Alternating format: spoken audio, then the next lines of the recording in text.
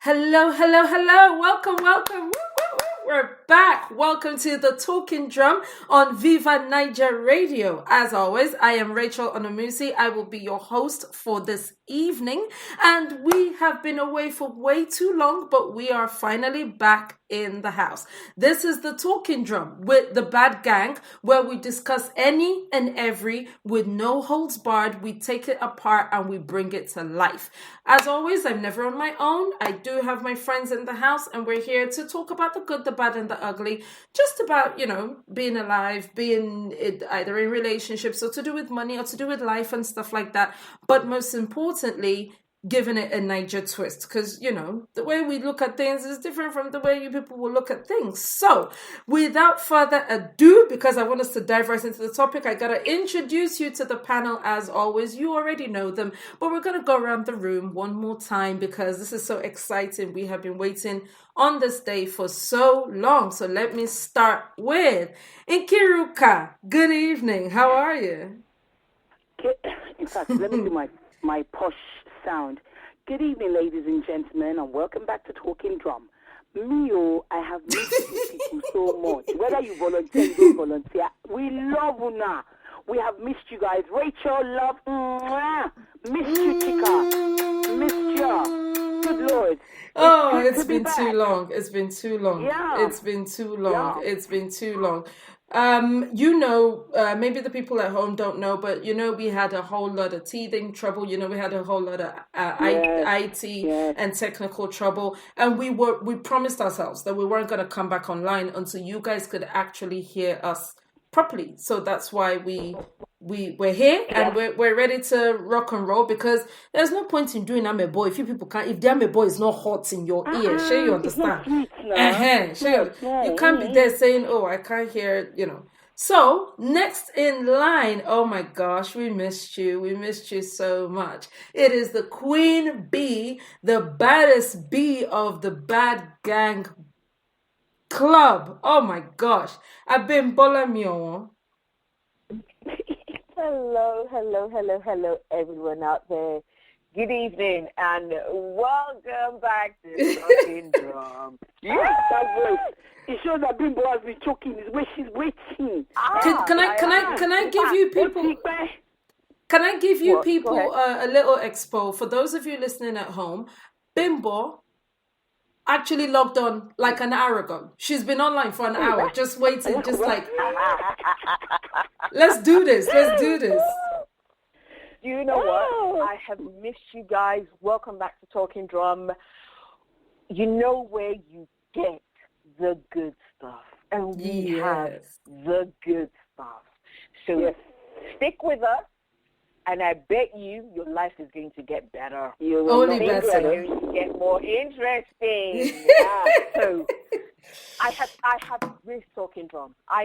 These people have been, the technical difficulty was just too much. I have been stopping random people on the street and having a talking drum with them. And you know what? Theresa May almost put me in Parliament ward. From all the psychiatric ward or Parliament. And well, you know what I mean. It's the same place, the same house that they're all in. It's all the same. That's all where we all go. That's the one I've been here. So I've missed Talking Drum, and I'm glad we are back, and we are going to make sure that you have fun. And you better guy in. Do not make me come and find you in your place of work or home. Pick up the phone and dial. You have credit.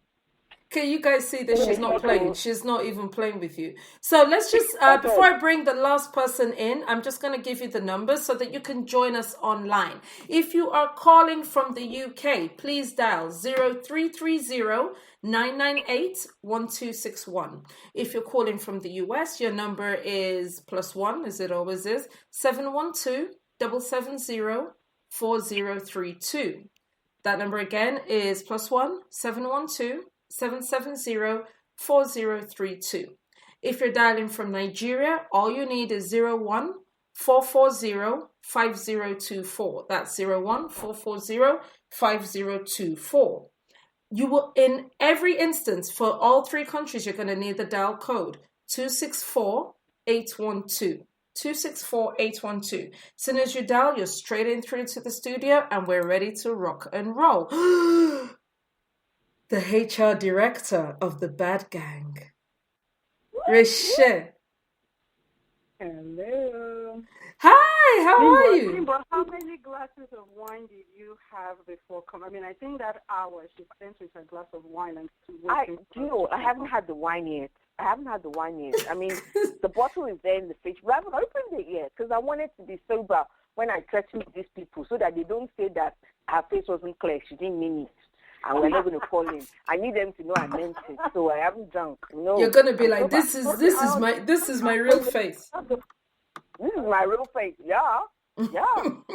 This is my real face. I'm not even playing with you people.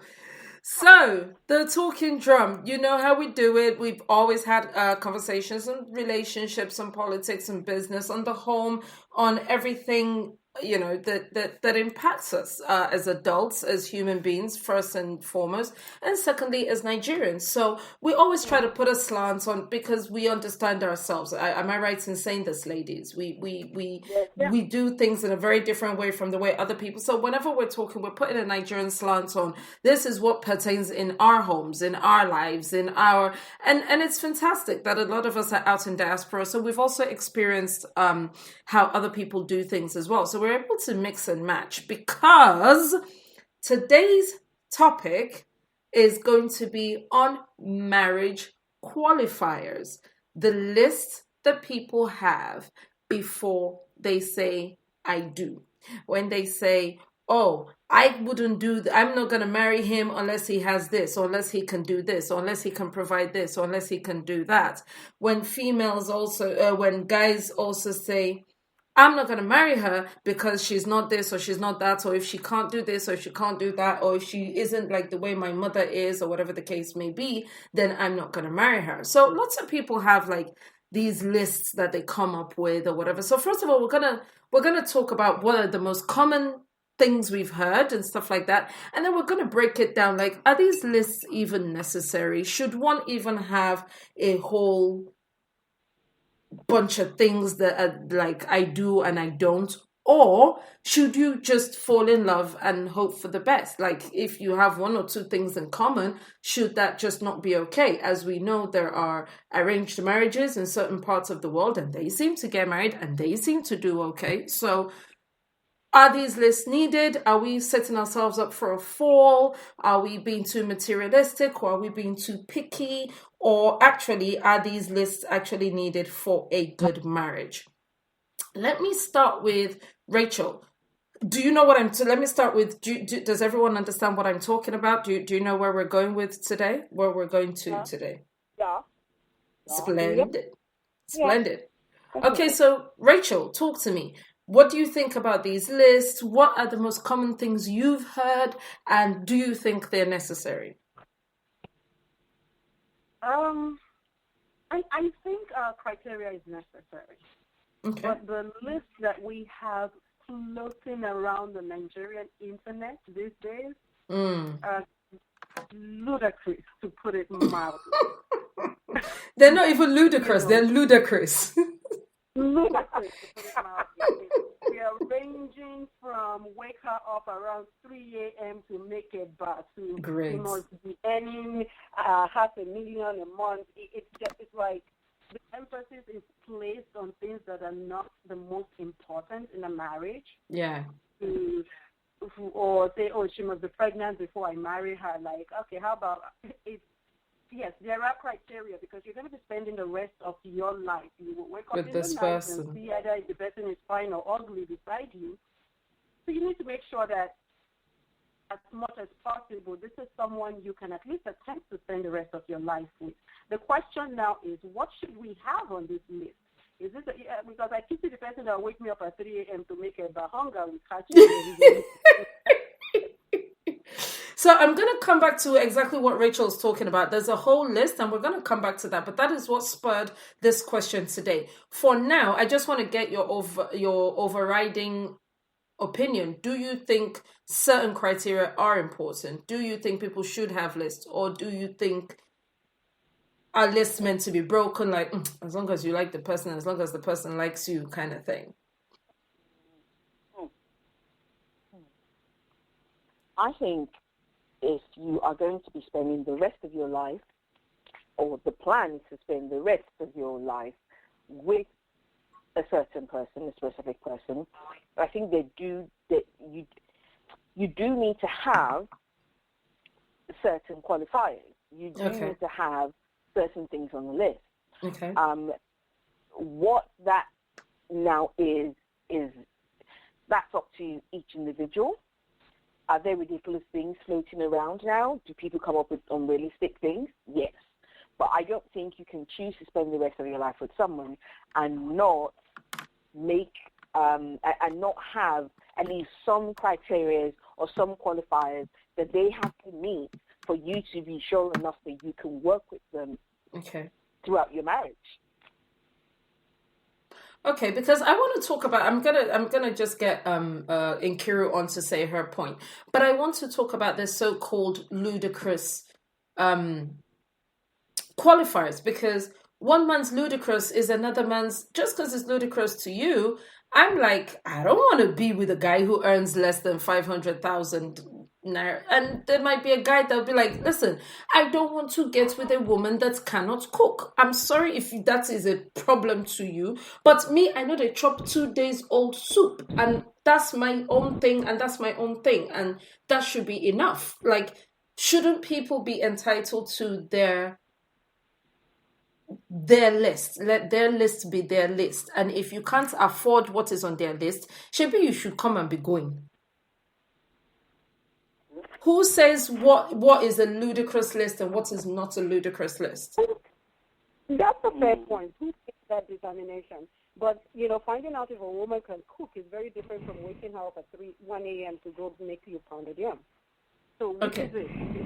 Is it saying I want to say this woman is a doormat, and if I say jump off the cliff, she will jump off the cliff, or is it saying I need to have a wife who can cook? They are two very different things.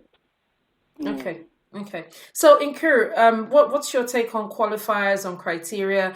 Do you think we should have marriage criteria, or do you think love conquers all and people should work it out as they go along?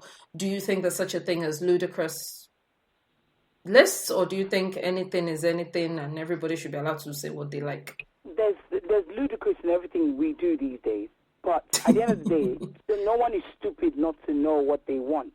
Every woman knows what she wants. Every man knows what he wants. Now, at the end of the day, because some people haven't followed the list, some people are miserable where they are. If they have followed their list, some people have resolved to take in what they can find. Yes. Do you know what I mean? Yes. Rather than taking what they actually wanted. Yes. And then they turn each other's lives into a living nightmare. Sure. Because obviously he will come home at 3 a.m. and tell me to come and make kebab. Then burn you. You know? So it's that kind of thing. Because there's that understanding wasn't there. It was a case of, let's settle. Yeah. Like let's look at it like ladies in their 40s now who, there's some women that even at their 40s, they don't know what they want.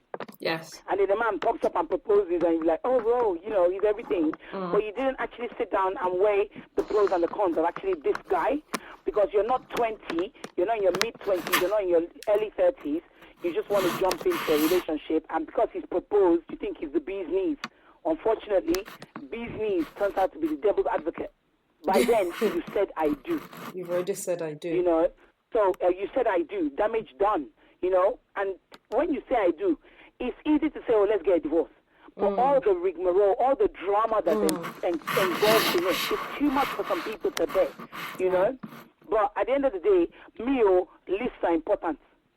There's no, Rachel, please, how many people really love Niger men? Let's bring Niger men into this equation. How many? Rachel, I know your husband loves you to bits because they can't joke with you. But let's call a spade a spade. Niger guys, really, I'm using them as example. Me, I was married before. I had a list. I had my list of how I wanted my guy to be. You know how it is now before you marry. I already had a child, so I wasn't hoping for 2.4. I already had 1.4, so I needed. You only wanted one, pata 2. But I didn't need 2.4. But the thing is, I had criteria where I wanted to marry a guy who wasn't struggling, and not the one who come and meet me. He's on benefit. I couldn't deal with that because I married late, like I said. So I had what I needed.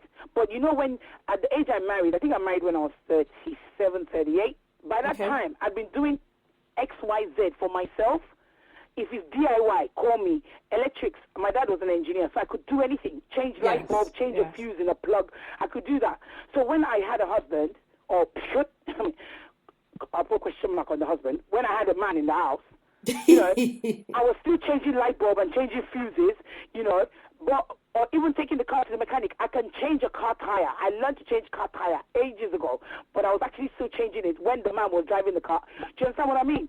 Wait. So we're gonna talk about that. We're gonna talk about. Let's not get ahead of ourselves. So we're gonna talk about. Do the lists change as we get older? Do the qualifiers on the list change when we get older? Also, we're going to talk about. Do we stick to our side of the list? Because you want this.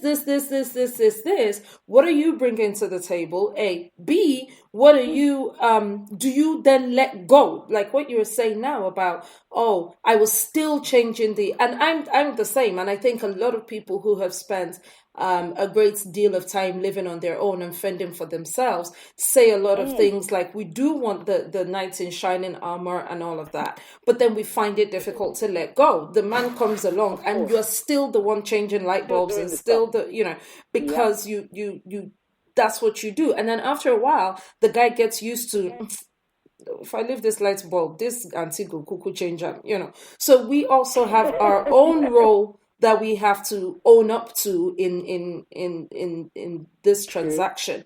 But before I go any further, we actually have in the house the Barry Whites of the Bad Gang. Hi, Dalakbo. Dalakbo, can you hear me? Hello, ladies. Boogie balls.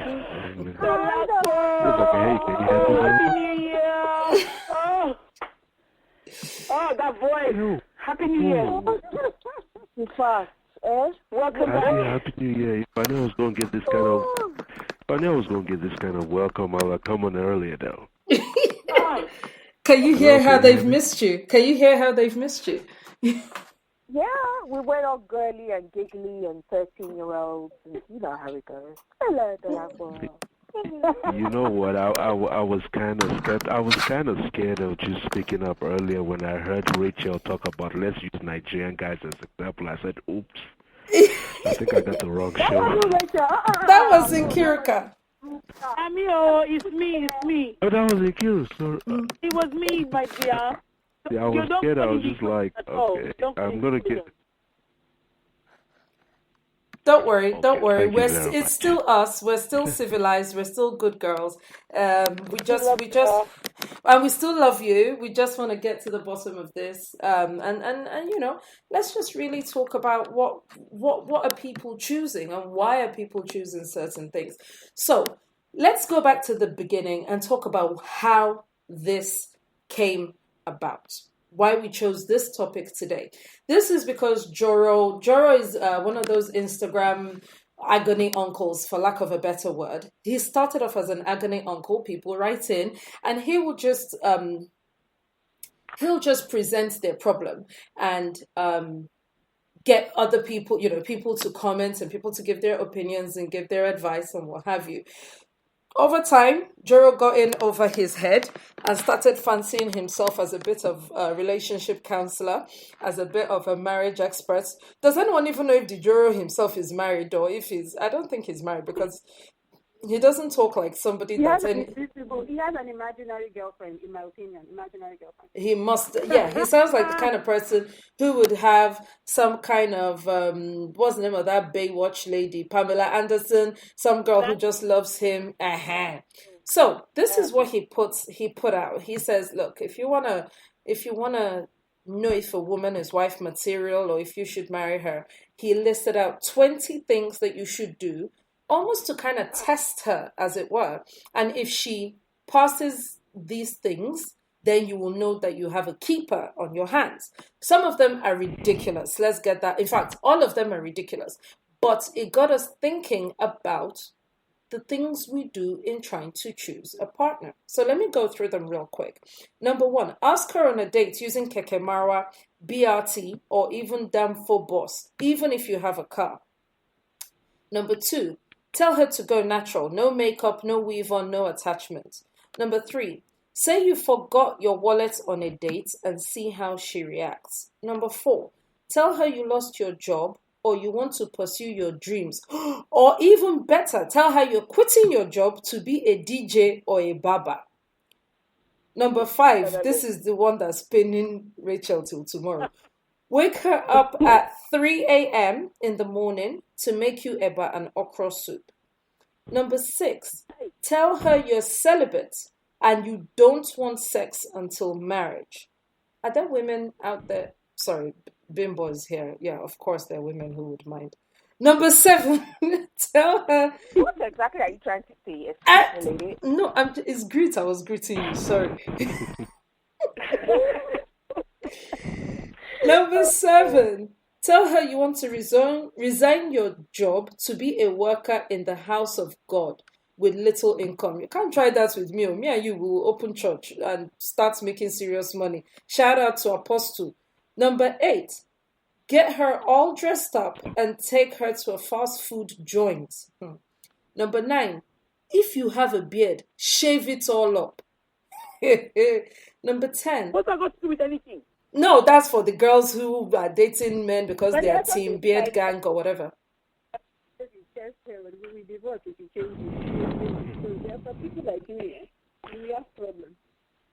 Sorry, Dalakwa, I think you're about to say something. Well, I mean, I don't know if this will qualify as a list. I mean, this man, and I'm really it gets better. It gets better, Dolapo. Wait. Number 10, tell her to curtsy by kneeling down when serving you food. Number 5, propose with your mouth, as in just propose without a ring. Just say, fine girl, do you want to get married? Number 12, tell her your mother and 2 siblings are moving in with you guys after you get married. Number 13, tell her she must attend midweek service and join the choir mistress guild. Oh, number 14. Sorry, I couldn't. This wasn't actually written in proper English, but he's basically trying to say, tell her you're going country. Tell her you're leaving the city and you're moving to Iyanoiba or Moweiba for. Number 15. No, he's not. Number 15. Tell her to add your mom, dad, and all your siblings on her social media and BBM. On number 16, only on April Fool's Day, tell her you got a uni girl pregnant. Only on April Fool's Day. Number 17, tell her you're going for a course outside of the country and she should wait for you, be it MSc, MBA, PhD, etc. Number 18, tell her your mother will be cooking for the 2 of you. Number 19, tell her she can't watch Z World or Telemundo anymore. That's for Nigerians. Number 20, tell her no makeup artist, no professional photographer for your wedding, that you are saving up and you don't have money for that. That's the 20 things you should try. Okay. Like I said, I wouldn't even call it. I won't call him a man to start with. All right. To me, most of his things, and I just will go through them quickly. You know, take her out on a date and take public transport, kekemawa or whatever. Why do I want to put myself through that suffering if I have a car? And to team beard, if you shave your beard, it's just you're doing yourself. You're doing yourself by yourself with your hand. Nobody cares. No one actually cares. So, but this raises something in my mind.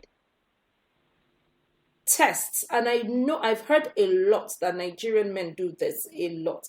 Does anyone have any experience of this? I know a lot of his are very, very far out there, but I have heard people say, "Oh, I was testing her and she failed." Oh, I was, I told her I didn't have money, or I told her I lost my job. I was testing her, and at the end of the day, she failed. I don't think this is somebody I can have by my side for a lifelong. So, has anyone ever heard of these tests? Has anyone ever experienced these tests? No, I don't think, I've never heard of a test like that.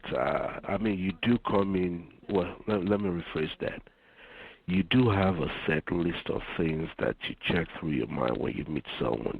Some people, some ladies are very much into, my guy has to be this tall or whatever. But, despite the list you might have in your mind, sometimes the heart is a very, very funny thing. It will just refuse to go through the list and say, this is who I want, regardless. Now, when he's making this list and telling you things like, public transport, or go on a date and say, I forgot my wallet.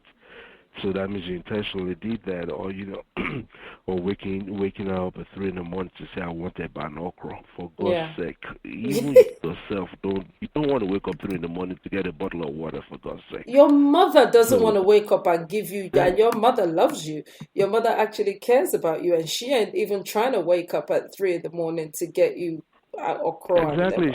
Your mom does not want to even do that when you're a baby. So what makes you think that somebody that's a grown adult wants to do that for you right now? Those little things. To me, I just think this is someone who is just, and like someone rightly said earlier, he's probably single. And he's just trying to justify his reason for being single. Period. To say all these women now they lack home training or Right. If he truly has a list like this that he goes through and everything, you know what? He will remain single till the day he breathes his last. Because there's nobody that will go through that for you. Now, I do understand that, yes, I mean, maybe sometimes Nigerian men can be a little bit, carried away with their so-called ego. So also to Nigerian women also, sometimes you get the feeling like it's all about the money. Absolutely. So sometimes you try to figure out some things about the person you're with. But if you're both starting out together, and this is what you have as a checklist, then I'm sorry, it's not going to last.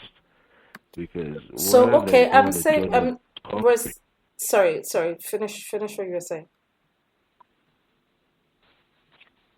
Instead of going together on a journey of discovery, what you're doing is basically going on a journey of figuring out whether I can disqualify him or her. And that's exactly what I want to. That's what I mean. But okay, I'm just trying to use him as an example, albeit an extreme example. His is extreme.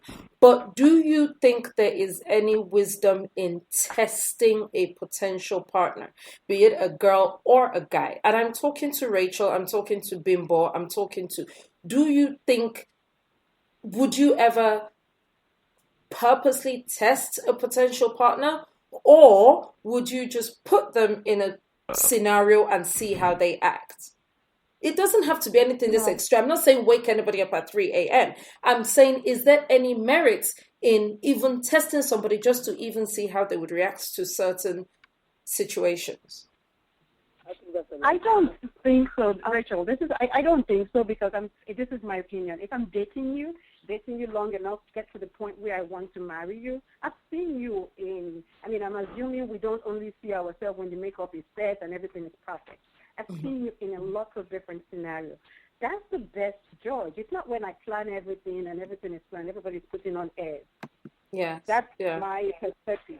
After being with someone long enough, you date, you get to know them, you've seen them in the good, the bad, perfect, and all kinds of situations. That's where you make a decision from. Yes, yeah, I agree with that. Bimbo, talk to me. Would I test a partner? Am I running jam question? Is this jam that I enter university? Sumio. I mean, the amount of work you have to put into a relationship anyway. No matter, for some people it's harder, for some people it's a lot more seamless. But the work you have to put in anyway. You now be setting jam question again. Why? Why would I wouldn't do that. I think the whole point of dating and a relationship is to identify if that person works with you, that person is ideal for you. So if I'm doing all of that, why? To what outcome? So people, the outcome is exactly as Dolapo has said. The outcome would be to be able to tick someone off. So some people are saying, I don't have 2 years to find out if this person is okay, or if I don't have time to wait to see this person in every single conceivable scenario. So why don't I just do something or try something? I'm not arguing for them, by the way. This is just devil's advocate. This is just me saying this is why a lot of these people do it. I can date you and court you and use 2 years to find out if you how you are when you are angry, or how you are when something bad happens, or how you are when a tragedy befalls you, or how you are when you lose your job. Or I can manipulate situations and pretend like I've lost my job to see how you react. I can manipulate situations to pretend like I don't know how to cook to see how you will react to a woman that can't cook. I can come out and say, or come out in one half naked dress just to see whether you will drive me back indoors or whether you will accept it. Do you understand what I mean? This is the mindset that they are having. I don't have 2 years to spend on every girl to see if she will pass every single test. I don't have 2 years to spend on every guy to see if he will pass every test. I need to quickly do some quick tests just to even see, because as we know, anyone can talk a good game. I want to see what their real character is like, if they truly believe I don't have money, if they truly believe I can't cook, if they truly believe I don't want to go into sex before marriage. This is what I'm trying to achieve. What then would you say to that circumstance? Well, I mean, does that person really need to go through a test? Do they really have to go through a test to get that? I mean, supposing I'm having, I just met this lady and we're doing fine and everything. I don't need to see how she'll react if I tell her I don't have money. I basically would just we can go to a 5-star restaurant and eat just like we can go to McDonald's and just say we're hungry, period.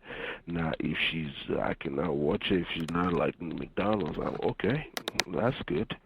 That's fine, but it's not a test. I'm just basically now saying that there's some things that are not compatible. What if not comfortable in how do you know if you don't hold certain? What if, because you have money? Okay, look at this one now. Let's say you are now saying, but I'm not wait. put out the scenario for her to go through. No, wait. Let me be clear. You are now saying, according to Joro's questionnaire, for example, that why would I suffer myself in going in Kekemara or going in danfo bus or whatever when I have a car? In as much as I want to test her, myself, I don't want to suffer myself now. So every time you go to pick her up, you go and pick her up in a car and everything. And then you're all going along nicely, and then you get married. And now your car has a fault.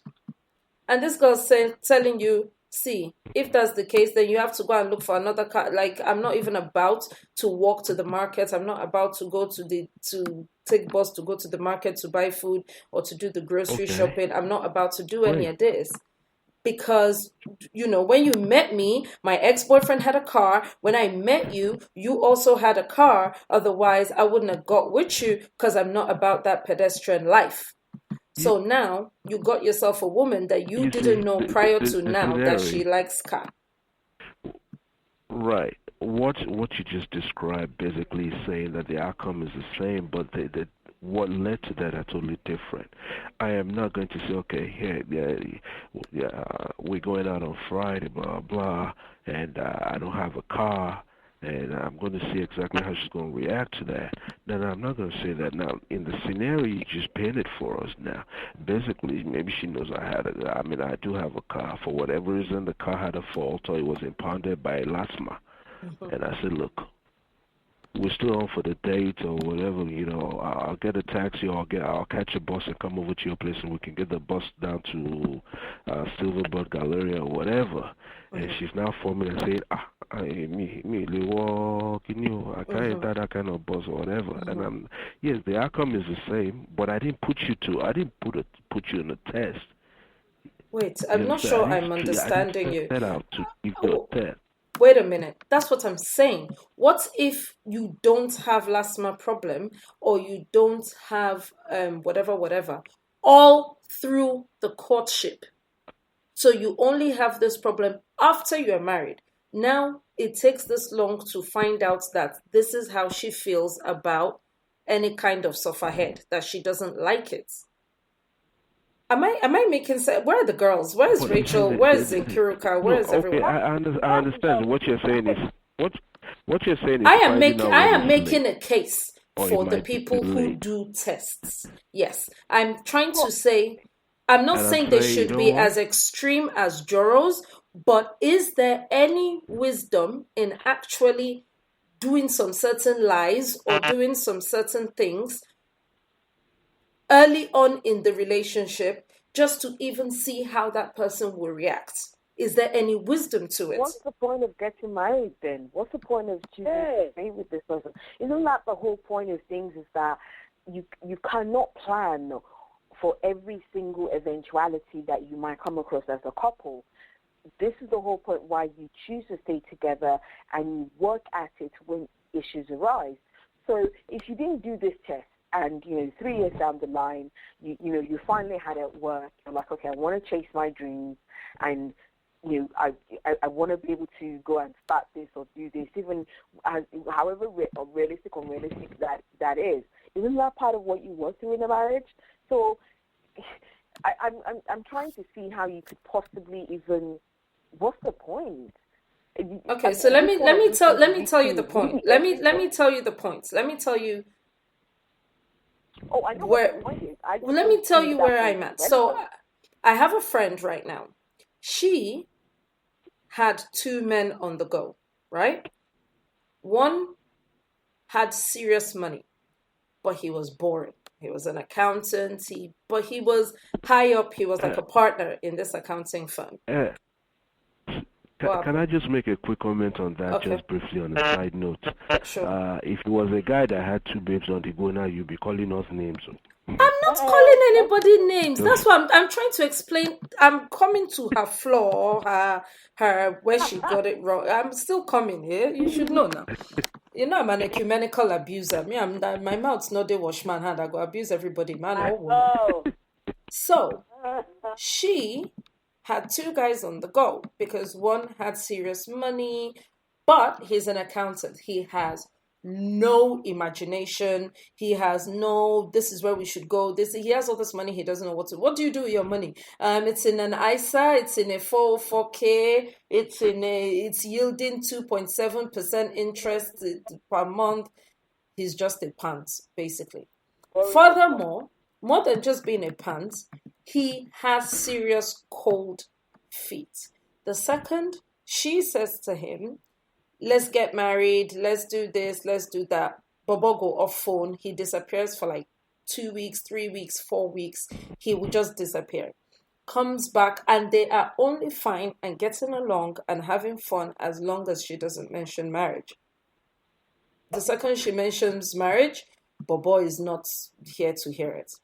On the other hand, she has another one. Struggling artists like painting pictures, basically, artists.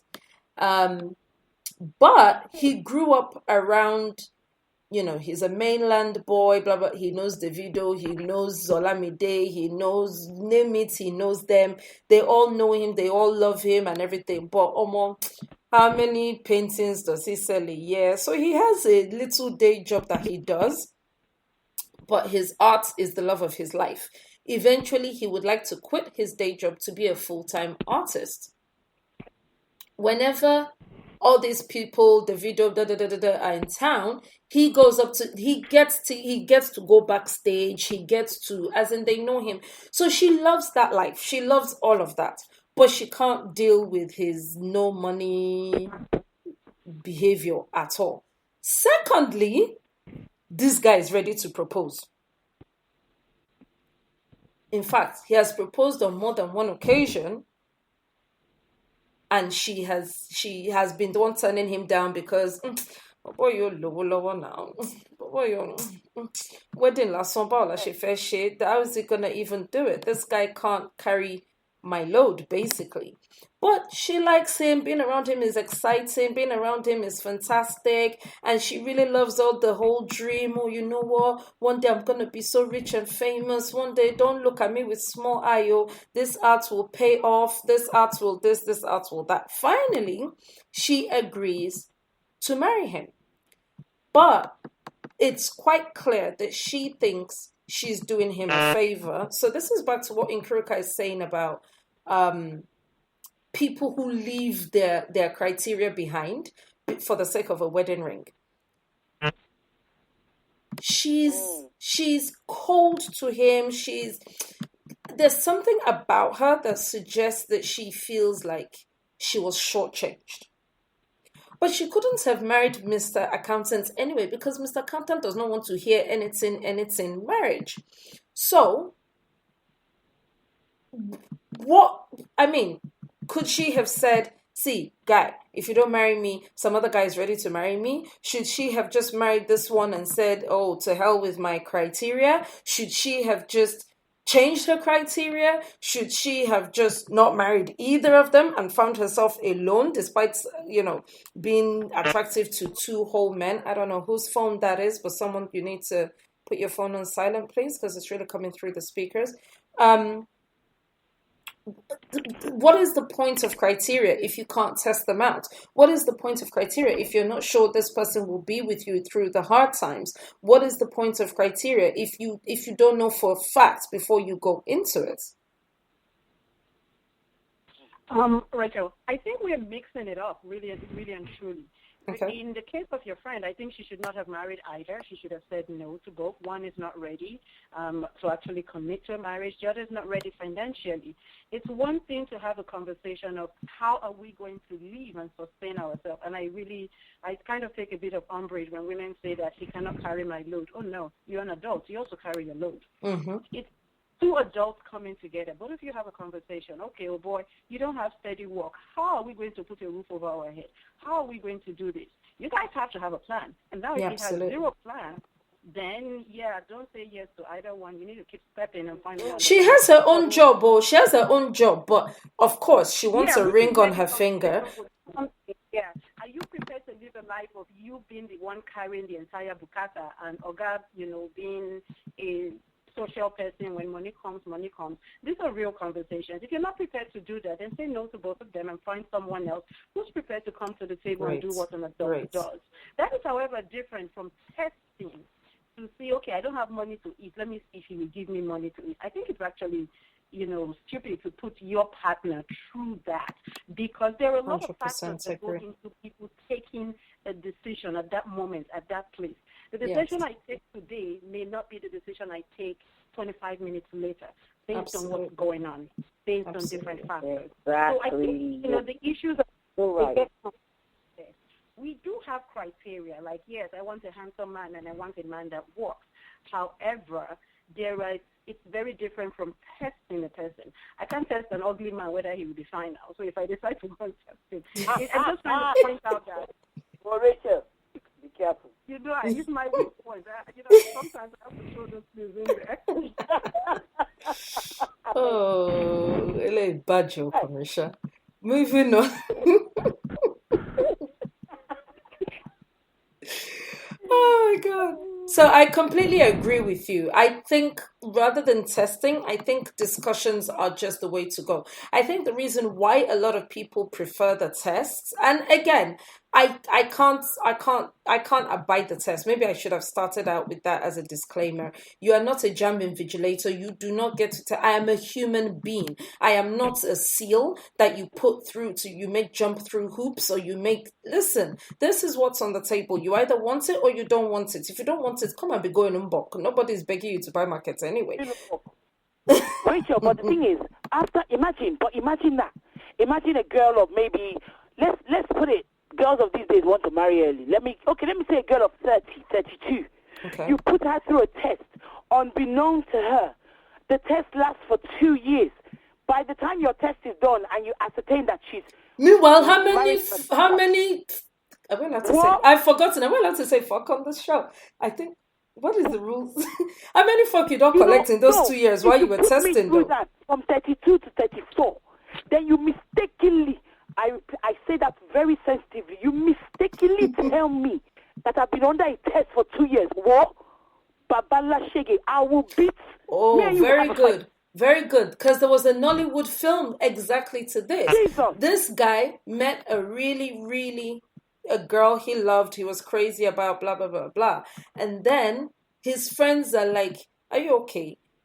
She knows who you are. She knows who your father is. She knows exactly. Of course she was nice. Of course she woke up and she made breakfast. Of course she does. Yes sir, no sir, 2 bags full sir. Of course she's crazy. What else she for talk? She's trying to get that ring, fam. She's trying to get with you, all of this kind of stuff. Equally, he was like, no, you don't understand. She's different. She's lovely. And by the way, even if she has plans of her own, what about how I feel about her, how I feel when I'm next to her? This is it. Anyway, long story short, they kind of convinced him to do, of course, it's only right at the very end that we find out that he was a test, but he did the whole, my container overturned on the high seas, we don't have where to go to, we went broke. He did the whole, I gotta move out of here. The bank is coming to repo the cars, repo the house. He did the whole everything, and this girl stuck by him the whole way. And they moved into a face me, I face you, and all of this. And then later, the whole thing goes stupid, and the whole film is just very smelling anyway. But he then later tells her that it's all a test. My friends didn't believe that you would stay with me if I didn't have money. I had to convince them and also convince myself that you are the woman for me, blah, blah, blah, blah, blah. And I'm like, is everybody okay? Are we all sitting here and watching this film and actually applauding this? Because when she finds this out, she gets mad, she leaves and everything and has a full-on tantrum, to hell with you, blah, blah, blah, blah. And then she walks back in and says, you didn't think I could live with that. This is later, after he's supposed to be depressed. I love you. Yes. And I'm like, you guys are condoning nonsense. You are condoning this action. So I'm still like this. And I hear what Rachel is saying, that we're digressing from the main topic at hand. Yes, you can just sit down and have a conversation with someone. But the truth of the matter is, will people tell you the truth? Will someone tell, even if the person says, yes, if you were down on your luck, I would still stand by you. Yes, we would all like to think we would stand by our loved ones, but would we? But let me come in there, Rachel. See, when I say a conversation, and in real life, if I was that girl, lately you see these memes, be careful what you do, because another person come, you be careful what you ask for, you just might get it. She might just as well have moved on to someone else. When I say a conversation, this is the assumption that this is a relationship. This is not, I meet someone we want to marry and you're checking off a list. Mm-hmm. So in the course of a relationship, you are going to pick up on, from talking to the person, from their mannerisms, from their behavior. You're going to identify things that could be potential problems.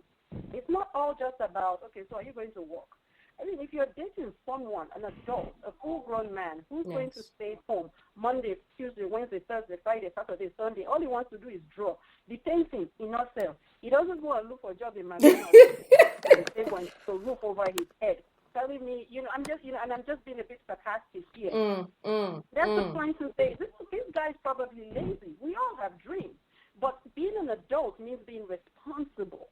So there are a lot of people with dreams that they want to achieve. They have a job that puts food on the table, but if they still pursue their dream, maybe it comes true, maybe it doesn't. Now, you're dating someone for 2 years, and all he does is pursue a dream. As an adult, you also want to question yourself, is this the kind of man I want to marry? Long term. He may be telling you forever that, yes, oh baby, I'm going to work. But he's going to work. He doesn't put in an application somewhere. Resume, he doesn't have. Even when you want to help him do the application, Oga, bring your resume, let me see. Oga will say, I don't get a resume. These are the little things that point in the direction of, is this a lazy man, or is this someone that's going to go out there and hustle? Okay. Bimbo, you've been rather... Go ahead. You know what? Go ahead. Yeah, I'm sorry. Just a quick one. I have a friend over here that's pretty much going through the same thing in the sense that, I mean, they've probably been married about 16 years now, right? Mm-hmm. And I guess they both came together and had the impression that, okay, we're all going to just go to school as much as we can, and both of us are going to get great jobs or whatever, right? Now it seems like the wife has done my bachelor's and master's and everything in social service, but she won't keep a job, and eventually after a while she just decided to stay home. And my guy, if we go out hanging together, he's grumbling about it, you know. The kind of suffer heady suffer. Okay, so wait. So this is very, very important. What is he grumbling about? Has she changed the rules? Did they have something they both said before they got married? Obviously, the rules have been changed, because if she's going to be a stay-at-home mom, I don't see what was so important as to go and check the over to school loans and everything. Fair play. So that is not a case. I guess when he tries to bring it up, it becomes an issue for him, and then eventually she's like, "I'm pregnant." So they now have like a 3-year-old again that she now uses. Basically, he feels like this is what she's been looking for, so that she can stay home. The rules have changed, so sometimes it does happen. I mean, yes, and you will not be happy about it, but unfortunately, when you sign on this dotted line, it's said for better or for worse. Go ahead, Bimbo. How do you test for that kind of scenario? You can't. That kind of scenario that happened, how do you test for that? How do you know someone's going to find that real life is extremely difficult, and the first time they encounter that, they throw in the towel and go and get knocked up. Whether it's a woman that does it or it's a man that does it. And you can't test for that. I'm not saying that. Sorry. No, I know. Yeah, I'm not saying that, you know what, she's solely responsible for being knocked up. I'm not saying she's solely responsible for that. I mean, after all, I rape the guy every opportunity I get. But what I'm saying is basically the guy's feeling like, you know what, this is not the plan we had. Our plan was, okay, fine, we will suffer through 3-4 years to get these degrees, get this master, because she wanted to do this. Yeah. So I mean, it involved a lot of things. Like, you know, they basically had to downsize. Because they had 2 other kids. They had to downsize their property so that they can afford this education. So now she's got the education, but she doesn't want to work. No, she doesn't want to. She wants to be Yoloja and, you know, sell this, sell that. And the guy's like, you know what? This is not, but he wouldn't really talk to, and I can see, because I can tell both of them don't communicate anymore. I mean, in public they smile, they appear like they're happy together, but you can tell she doesn't know much about what goes on in his life, and you can tell that he really doesn't even care that much anymore. That's a shame. Words that I find when you're having relationships and people say, okay, can you test that person? Will that person do this? Can you make sure that I want to be here as some wife, or I want to be working, or I don't want the woman that works, or anything like that, or even just the simple fact of you have to get pregnant before we get married, so I can know you won't have any problems and everything. All this trying to preempt every possible situation that could happen before you make a commitment to that person. Which is impossible. I'm sorry, but I think it is impossible. And I think that actually kind of defeats the purpose. In which case, why bother? The whole point you're doing this is because... And the irony is that the irony is that the person given the test, himself or herself, is not even perfect. Exactly. That's the other thing as well. Is because you're coming to a relationship with some flaws. Exactly. How can you guarantee that, you've done these tests and, okay, the person, let's assume this person passes all your tests and you get into it and something happens in their life, whether it's something you've tested them for or they never bothered testing you for, and then all of a sudden that happens and you're the one that bails out. You tested that other person, they passed all your tests. But frankly, you're the weak link. You ain't passing theirs. Yeah. You ain't passing this. It just seems a bit. It seems. Of course, there's some things that you need to watch out for and discuss with your partner or with your potential partner. This is one of the reasons why you date, and this is something that I've found recently is that have you realized that dating no longer exists outside of how millennials date? The people that are in between, the ones that are not extremely old-fashioned, but are not millennials either, they are screwed because dating has changed so much. It's all very instant. It's all very swipe left, swipe right. Yep. Grind that, I really look up, sit down. Exactly. It's no longer I think I like that person across the room. Can I walk up to them? Can we have a conversation? It's all emojis and text speak and Facebook, Insta, whatever. It's so this is what I was going to ask, because I'm actually going to go around the room. I know some of you are married, so this question is going to relate to if you weren't married or if you were to look for a partner today. I'm curious as to what your criteria would be in choosing a partner, and do you think they're the same criteria you had, let's say, 20 years ago? Let me start with Nkiruka, because I haven't heard her voice in a while and I'm missing her. Nkiru. Is Nkiru there? Oh, I think maybe we've lost it. Nkiruka. I'm going to go next to Rachel. Rachel, can you hear me? Yeah, I can hear you. Hi, Rachel. Okay, so what would be your criteria now? And do you think it was the same as your criteria when you were 20 years ago? I think everybody here is of an age where 20 years ago they would have still been, no, let me say 15 years, would have still been of marriage age or be considering marriage. Mm-hmm. So 15, 20 years ago, my criteria, if I were single and I was going to consider marrying someone right now, my criteria today is miles apart from what my criteria would have been 15 years ago. 15 years ago, my criteria was I'm in love with him, he's cute, he's handsome. I didn't think about where food was going to come from. Mm-hmm. All the important things. All the important stuff I didn't think about. I was really just wrapped up. As long as I love him, I felt like without him, that's what was important. Rachel, I have a question for you. Saying that what you would have wanted 15 years ago has changed from what you'd want now. What about, I would like to know if that's partly because you've been married and you've had to go through the whole process with your partner of experiencing things, learning things. Hence, you've also, outside of the fact that you've gotten older, you're a bit more mature, a bit more experienced, but then there's also the fact that you're married. You've had to deal with things in a relationship that has informed part of how you see things now. Do you think that's part of it? Yes, that's a very big part of it.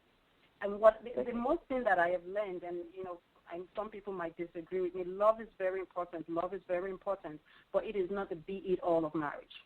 There are certain times that love takes through whatever is going on.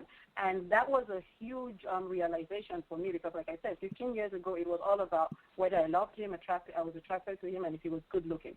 But if I were a single woman today and I was going to marry someone, love would not be the first thing I would be looking at. Okay. Why? Why has it gone down in importance? Because why is it gone down? And I don't have the exact word. So I want to know. It's not that it's not important. However, People are not genuine anymore. There's no honesty anymore. I am, as a mother right now, I need a man who can be there with me and walk this journey with me. It's not just about loving me. It's hard to be an adult. It's hard to be responsible for other people. So if you're going to be my husband, I need you, and we're going to build a home together. You've got to be there with me every step of the way, through the bad and the difficult times. Again, love is important. It's necessary, but it's not the number one. I need someone who can commit, whether it's making him happy or making him sad. Okay. And a selfish person is not going to do that for me. And these days when I read like the lovely Joro's blog, sometimes I'm like, oh Lord, thank God I'm not in the dating world. I am so scared of what is out there. Yes. Okay. So you think love has come down and commitment has gone up in your criteria, basically. Okay. Okay. Being ready to commit and not ready to run at the first sight of trouble. Okay. Okay. So let me get I think Nkiru can hear us now. Nkiru, can you hear us now? I can. Okay. So the question was, what is your criteria now, if you were to think of your criteria, what a guy should have before getting married versus what your criteria was 10, 15 years ago, and are they the same thing? Or do you just not have a criteria now as long as you and the guy get on? I don't have a criteria now. I used to have a criteria before, but now I don't have a criteria. One, because I've kind of achieved and attained all I need. So if I'm looking for a man to give me that, there's no point. It's maybe the bonus, but I'm fine. Although that does not mean I'm taking on a guy that's signing on. No, that's not the reason.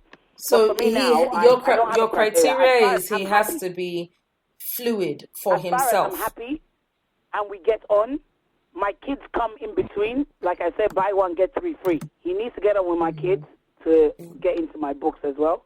Because I can't bring a man into my home now without my kids being involved in everything I do. Okay. So my own is to be happy. That's all I ask. Till I die, just want to be happy. Okay. Okay. Yeah. So your criteria is you have to be... Happiness. And, well, not just that. He has to want kids, basically, because you're a package deal. Yeah. Yeah. I won't go with anyone who's not, probably has his own already. I can't say, I want to date a guy who hasn't got kids. That's stupid now. You understand? I would already go with, I'll probably date a guy who's probably, at my age now, I'm very old, probably date a guy who's probably divorced or widowed. So you see you're counting since now. Now you have criteria. So first of all... I don't have criteria now. It's not a criteria, but I can't go with the guy who doesn't understand children. It doesn't make any sense. That is a criterion. That is a... I don't think so. Yes, it is. It's a criteria. Sorry, I'm making life easy for them now. It's a criterion. So now you're saying a man who doesn't have his own kids. Now you're saying a man who's probably divorced. Now you're saying a man who's I can't go with the guy who hasn't got kids. That won't be fair on him. Don't you understand? I'm trying to be nice. It is a criterion. It's still a criterion. Okay. Sorry. Me, I was really sorry for them. So, yes.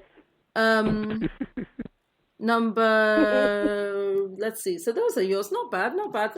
I want to hear Dolapo's own because I want to hear from a man's point of view. What are the things men think women should have? And what if you were single today, what do you think a woman should have to stand a chance of getting with you?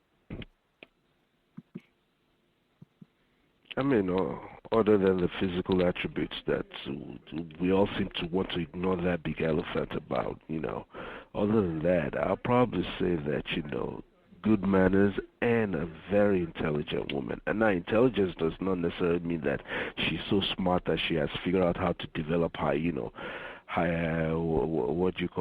hyperdrive for space travel. No. Intelligent in the sense that she can pretty much hold her own with almost any topic, not someone that just all she wants to discuss is basically, real housewife of that, or Kim Kardashian only. I mean, if we're talking about the politics of what's going on around, she can hold her own because, you know what, honestly, I am mostly attracted to very smart people. because So I'm not that was smart was this myself, so your I tend to make up. was this your thought before? Where were you 10, 20 years ago? Was intelligence that important to you about 20 years ago, or is this something you have become Yes, overnight? y- y- Over time, I should yes, say, not intelligence overnight. is very important to me, but it's always been part of who I am. Now, along with that also was the fact that I wanted someone that I know. For some reason, I mean, it sounds very stupid, but that I feel like if we had kids and something were to happen to me, I'll be confident to say she'll be able to hold her own and take care of the kids. Mm, So if I was to mm, drop down dead someday, I feel like, okay, my wife, even if she has to struggle, but I know she will struggle. She will go through whatever struggle she has to go through just to take care of the kids. As to say somebody else would just be like, I don't know, I need to find another man. mm. I think that was something that was very important to me. But you didn't know that about your And wife. I mean, now you know, but or rather, let me rephrase that. Did you know that about your wife? Did you I get the knew that feeling about her before? because she was going to school full time and she was working full time at the same time. So I saw someone that was very hardworking. And Mm, I knew definitely that. I mean, even when you're that young, remember that this was in the States. You have parties going on here and there. The mm, tendency is to always say, excuse me, especially when you have all these, not exactly a career job, so you're working at some, say Macy's or whatever. There's a mm. party, you want to call your supervisor so you can get up so you can go. No, she wasn't like that. So I knew for some reason I had a gem in my hand, and I knew that that is what I wanted. And in a way, she kind of made me to a better person that way. Oh, cool. Oh, cool. Oh, cool. Oh, cool. So, okay, that's fantastic. Bimbo, let me hear from you. What do you think your criteria would be today? And are they different from what your criteria was about 10, 15, 20 years ago? Um, not particularly. Um, and that's just because I've always been a bit of an old soul in respect to things like that. Okay. I was never the teenage girl that needed the car to have a nice, needed a guy to have a nice car, or thought had my head in the cloud as to, oh, it's gonna be perfect love and whatever and everything. I've always been realistic about the fact that relationships are hard, marriage is Mm, hard. mm, I need to find someone who makes me laugh, who makes me happy, who I can get along with. And essentially, it's still pretty much that. Is there some involvement? Has there been an evolution of some of the original criteria that I had? Yes, there has been.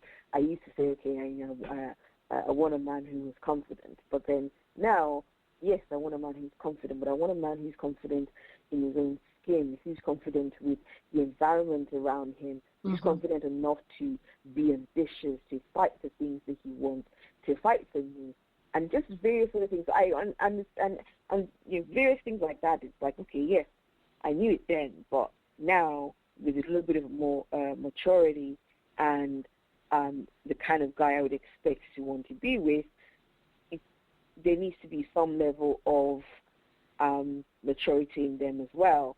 That not only would I be attracted to, but I would also want to emulate, or I would also think, oh, I can learn from this person.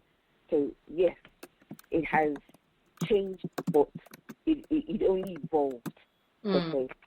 Okay. For me, I think my criteria is actually stricter, if anything. Um, I didn't have a criteria. I didn't know that I needed one 10, 15 years ago. I was just like, oh, I don't know. I guess if he's okay, and I guess if I'm okay, and I guess if he's good looking, I don't know. I don't know. There lots of, I don't know, seems fine. That'll do, and that's nice. But now I'm like, oh boy. I'm not dating anyone who doesn't do this or who does. And I think my biggest criterion has got to be I think people should have reached where they're going to in terms of personality, in terms of job or career. You should be in the field you want to be in. Not, you don't have to be right at the top of the rung, but don't be one day when I grow up, like, nigga, you are grown. This is that day. This is where you should be. Now, don't be, I can't date potential. Oh yeah, but he's got so much potential. There's a Yoruba saying, maybe Dolapo can help me. Tabafi ojo melo shekene ojo ola fed solori no. Like, if we use so many days in cooking the soup, when do we want to eat it, basically? So there's also that. I think there seems to be a massive dearth of employed men, and I don't know what that's about. I don't know if that there seems to be and Dolapo is going to come for me now, but I'm going to say it anyway. There seems to be a massive dearth of employed men in Nigerian circles. There, I said it. I think there is something wrong with our culture of when I hammer. So we have a lot of men who won't stay put in a profession or in a job. They're doing some kind of light work, or they shall have this thing that they go to 9 to 5, because any day now, hey, my guy, where's Sabi, one guy, governor of Ekiti, hey, that there's something going on that we are cooking, and maybe this, and they don't rise, particularly in a job here, or they don't ever put their foot down in Nigeria either. So there's lots of guys who are like, oh, I do a bit of this, I do a bit of that, so I'm working on one or two things. These two things, they're not getting nemo. Working on one or two things, just working on one or two things. I have a problem with that. I need to know that. Again, there's a Yoruba saying that if you can't help me, put me down where you met me. Like, don't add to my problem. Don't give me problem. I don't need problem.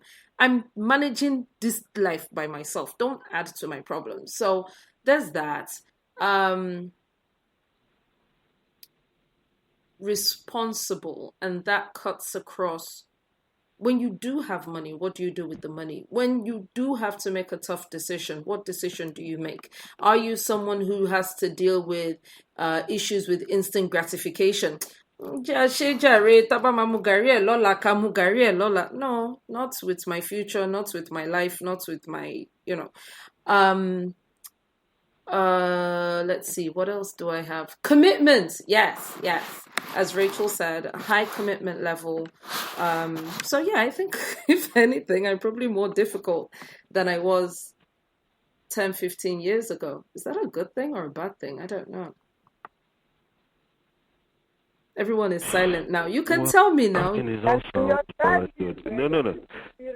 No. It sounds well and good, but I think sometimes we tend to miss the finer things in life simply because we're so laser focused on those things that are a little bit materialistic in my own view. Mm-hmm. I've come to realize that, you know what, not everybody will become an MD of a company. Not everybody. And I don't want you to be an MD. I don't. I'm saying. Right. So the career thing, when you're talking about, is, you know what, for black men, especially in this part of the world, it's a tough ladder to climb. And I don't know, you ladies might want to disagree with that. There is a system. There is I don't want to call it a plan, but there is some sort of unorchestrated plot to make us go extinct because we're the feared one. All right. So for an average black guy, he has to work extra doubly hard just to measure up to whoever he has in the office. I do the same every time I come to work. It's always like, you know what, the very things that they want to criticize me for are the things that others do and get away with. But the moment I come around and do it maybe once in 6 months, it's out there. Oh, what happened? Blah, blah. So I really wouldn't want to pick on black men or say the Nigerian men are, there might be some extra factors involved, Some of us don't even know how to network among, we only network among our own community. We don't do anything else, But ordinarily, to me, the most important thing, like last Friday when you had the show, I told you that I was going to be on the road. Me and my wife just basically decided to travel to Maryland. It's a 10-hour drive.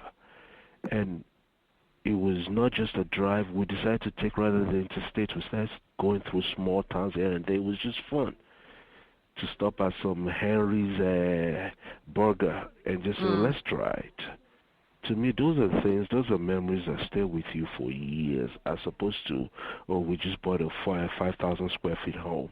It's five-car garage, but you're working so hard you hardly spend 2 hours in the damn house. And I'm not that other side of the pond either. I'm not saying if you don't get me a five bedroom house, then we can't deal. I'm saying you would be surprised how many men don't have point blank don't have jobs, or point blank just hustle. Oh, I made a little 500 pounds here. Oh, I made a little 200 pounds there.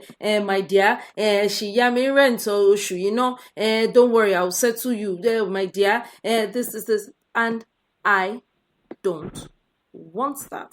I don't want it for myself. And this is what I was saying about, so who gets to say what is ludicrous and what is not? I'm not saying he has to be a multimillionaire. I'm saying, first of all, you got to be liquid. You have to be like about yourself. Let's not even talk about the children we're going to have together.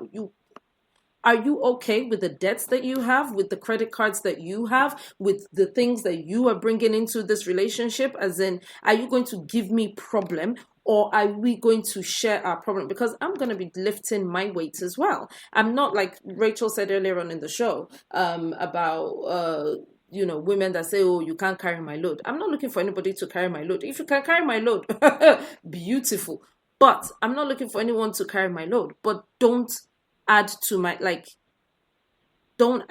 problems. Yes, I love to travel. Yes, I would completely go with my husband on a 10-hour trip to Maryland or whatever the case may be. But guess what? I'm not going on a 10-hour trip to Maryland with you when we have to duck every time the landlord comes round the way. I'm not going on any romantic trips with you when I'm not even sure what the kids. So what's romanticizing you this hot afternoon that you want to carry 10 hours? What's doing you? That's what I would ask you. I would be like, you don't chop belly food, right? So talk to me. Rachel was going to say something. Rachel agrees with Dolapo, but I think she was going to say something. Well, to some extent, I agree with him, but I also agree with you. And I think he's absolutely right when he talks about it's so much more difficult for the black man in this society, whether it's planned, whatever the reason. But I do not want a man who's just going to say, you know what, to hell with it, it's hard enough for me and I'm just going to sit down here. You go walk because it's easier for you, bring the money. I don't want that. But I don't want it. Committed to doing what it takes. Yes, it is hard, but I'm going to do what it takes to make sure that we are good as a family. Absolutely. And I don't mind. Definitely. So say, for example, I have friends who the wives are the breadwinners, and so the husband does more of a house husband type thing, and he does more. I don't even have a problem with that at all. But let me meet you working. Let me meet you going somewhere every day, like wake up and get your ass dressed. Let me meet you. And this is twofold. First of all, because of income, because of, I want to be sure that you are an industrious person. I want to be sure that you do work, that you do have discipline, that you do have principles, that you do know how to set your alarm, that you do know that, grown folk don't stay out drinking until 3 a.m. when they have a job the next day. There's that part of it that I want to be sure that you're a responsible person. But there's the other part of it, which I think is there is something that happens to an individual's ego when they have a job, when they have what they're up and doing, when they have where they're going to every day, when they're not relying on their partner for money. And this goes both ways, by the way, men and women.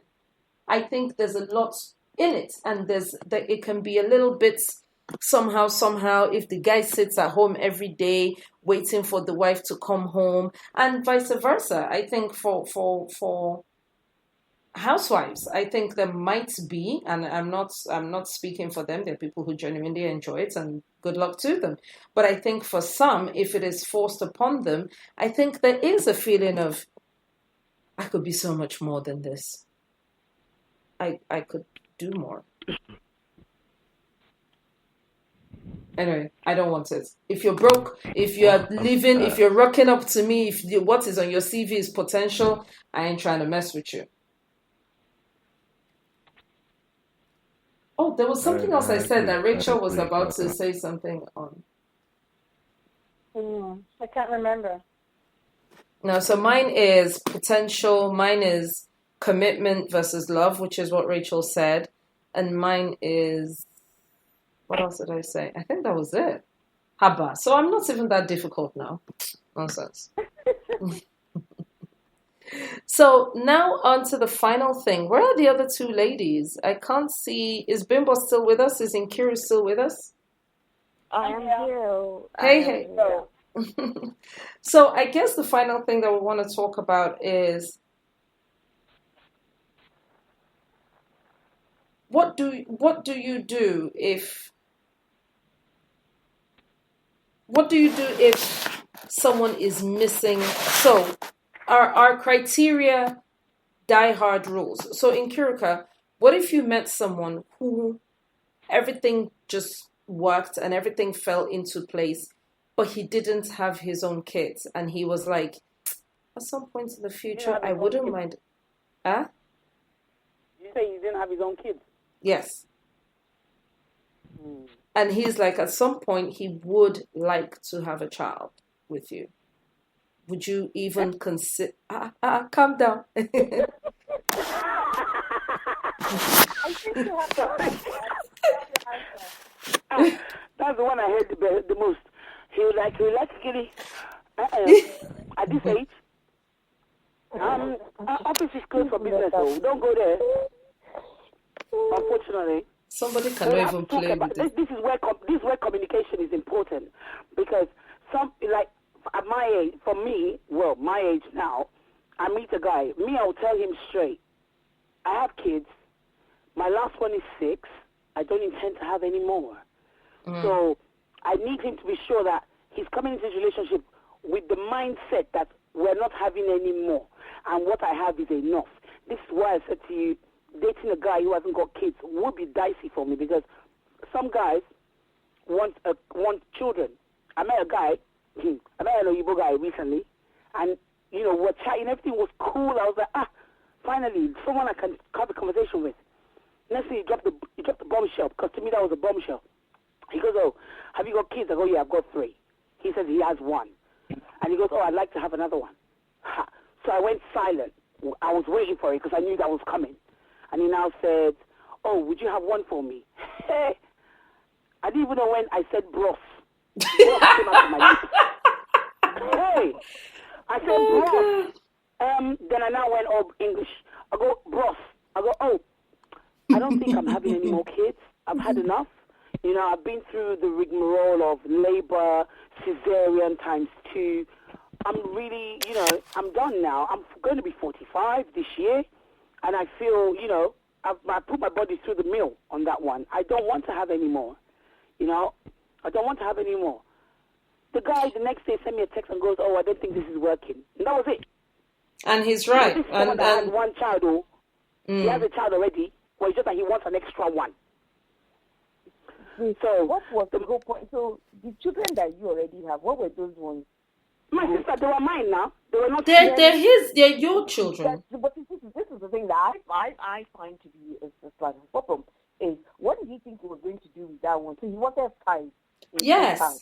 Because if he was really thinking about you two getting together, you need to understand the fact that those kids are going to be joined with his kids, and they're going to be siblings. Granted, exactly. Siblings, but I couldn't understand what the fuss was about. I couldn't understand what the fuss was about. Okay, but you don't understand what the fuss is about because they're your children. The man wants a final shake of the sack. So who will you... I looked him, no, jokes apart, when he said it, we was on the phone. But I remember when I looked him up and down when I first met him, I was like, then it came to mind. I didn't say it to him. I didn't voice it to him after I said, well, I don't think that's going to be possible. Well, I said to myself, wait, the only criteria, this is where my criteria will come in out. The criteria for me to have a child for a man at the age that I'm at, I might be fertile, I might not. I'm 45, I've had my kids. But for me to have a child for a man, the man has to sign an undertaking stating that he will give me money for lipo. I will not be carrying bag stomach, walking up and down the street after 4 kids. My stomach is big enough as it is. I don't need any assistance. If he gives me money for lipo, I will have another child. Babe, you can even do the lipo. The lipo is the least. Are you ready? Waking up every 3 hours. Waking up every... Changing nappy, sleepless nights. Now you want to get bags under their eyes. We will look like somebody has been slapping us in our sleep. You know? Forget that. I was like, you know what? Love, I'm sorry. No. So I guess the important thing we need to take out of this, because this is a learning show and a sharing show. The important thing we need to take out of this is, in Kirika, so why didn't you give me this man's number? I think Bump can give up now. If you know, you know where?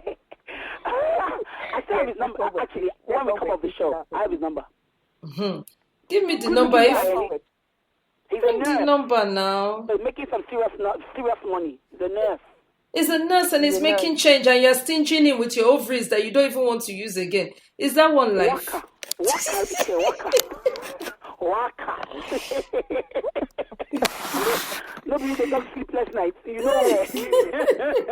Me, I have ovaries that I'm not using at the moment, so I can borrow him. We can do that,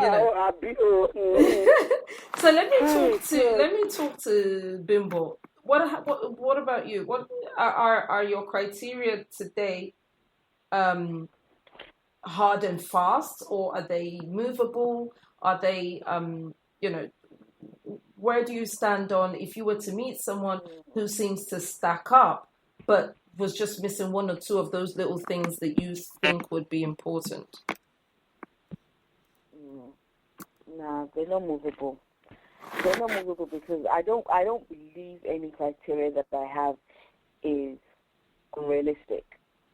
I think the necessities that I believe I would need for me to have to work successfully with that partner, they need to be someone who is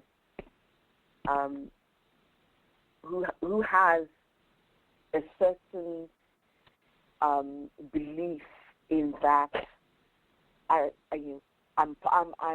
equal. We are a partnership. We are working on this together.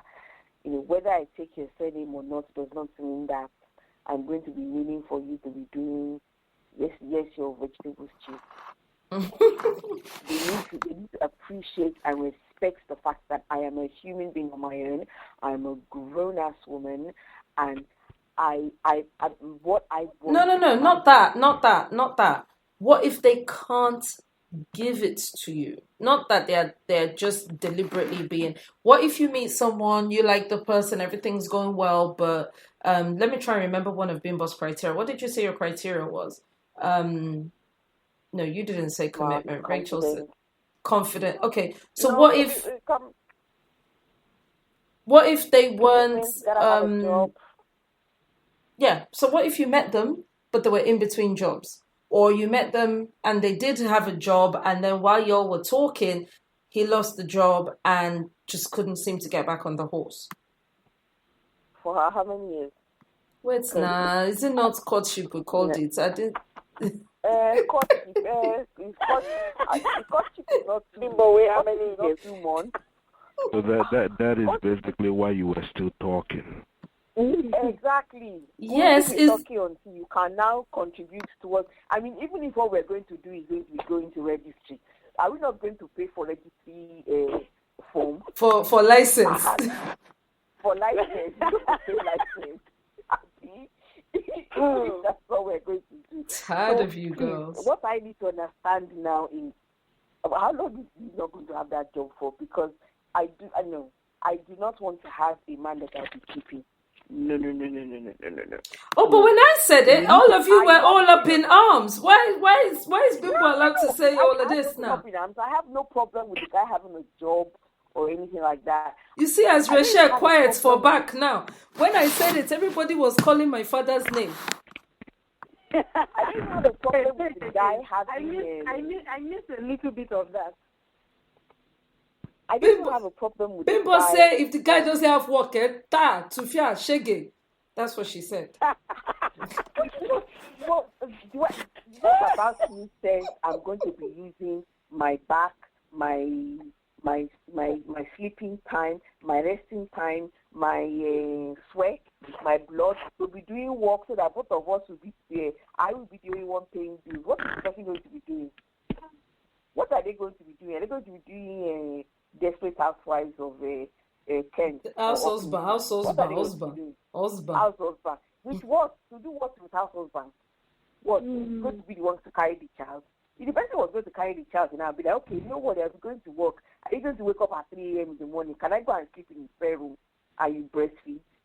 I'm upset that none of y'all are saying nothing to Bimbo. I'm upset with you. But it's true. But Bimbo is right, though. Oh, Bimbo is right. Choir. Wait. You know, I didn't say anything. Your own. I missed some of it. But the thing is, who wants a house husband? I was told I should be happy that they're sitting at home. There are other women out there that are the ones that are working and the husbands are looking after the children. This is what my partner told me to my face. So.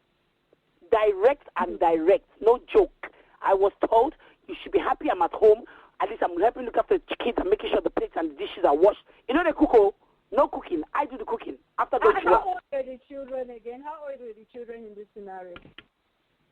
When the guy, the father of the boys, that at the time, I only had one of them. He was maybe about 2 or less than that even. So at the time, they told me this. I was just wondering, maybe it's a baby that cannot get up and... No.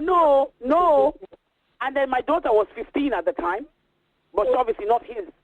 But my daughter was 15 at the time, you know. But I was told I should be happy.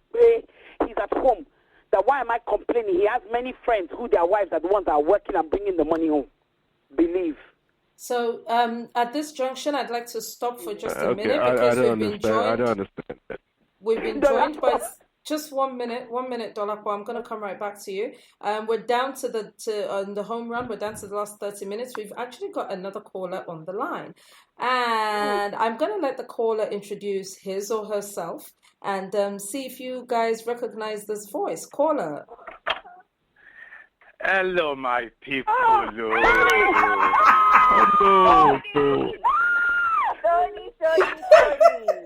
You these people, they just enjoy life. Anyhow, up and down. Don't Tony. Hey, Rachel, I'm very disappointed though. I'm very disappointed. I thought you told me that this guy don't play.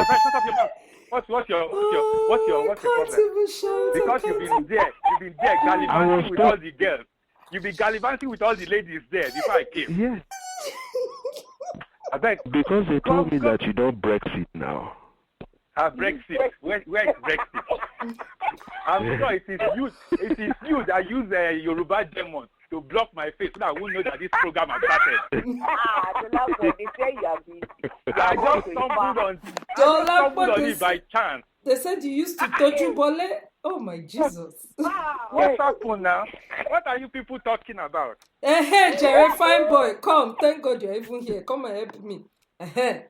That's how what's the I problem? was here. You know me, I'm on your side always loyal.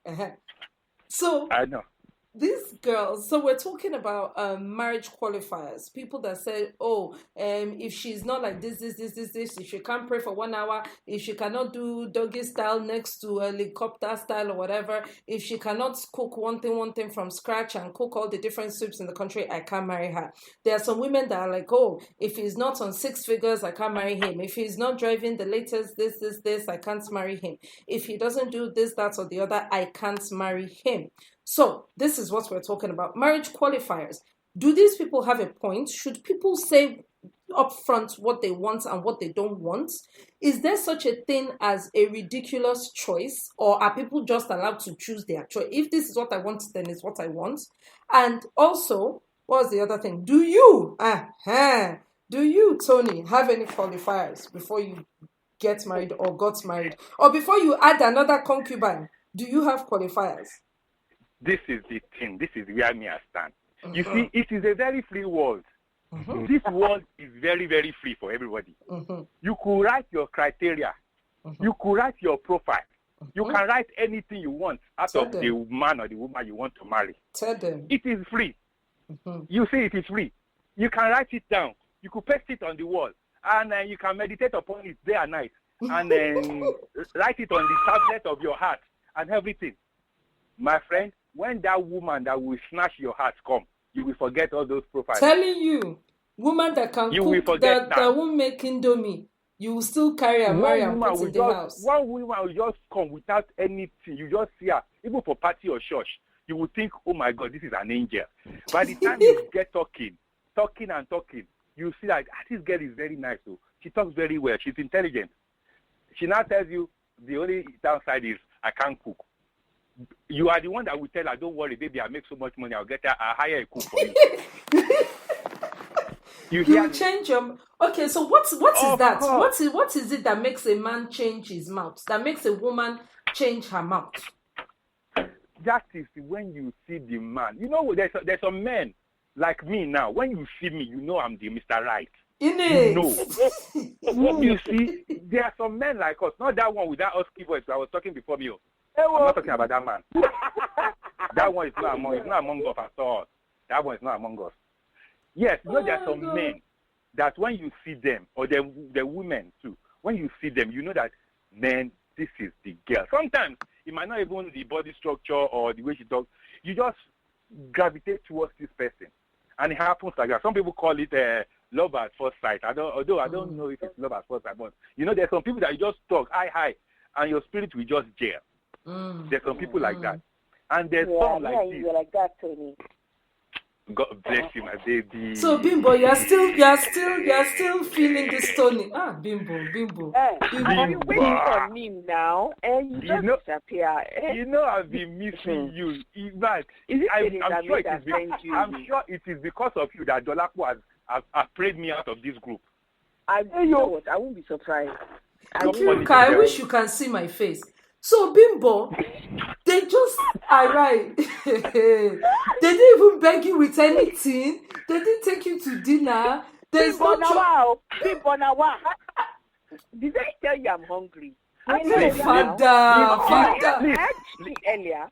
Leave my big boy. I had Bimbo earlier. Did I tell you I'm hungry? I want to go to dinner. I'm eating chicken. Sorry, Rachel, come closer to your phone, please. What you were saying? I know what that Shakara Bimbo is doing. We now know who has a mumu. Do you understand? I don't understand how since Bimbo is doing meh like shea butter that they left under hot sun. I'm very surprised. No be mumu button na mumu remote start. Bimbo, don't mind them. Don't mind them, Bimbo. Don't mind them. Tony, see how this is what they've been doing to me when you're not around, though. Don't mind them. I am back now. From Madam Moderator to that husky man and Inkiru with the long leg. I'm here for all of you. I'm here for all of you. And where is American Rachel? How about American Rachel? Is she there too? Hey, American Rachel, what's happening, baby? Father. Can you see Bimbo?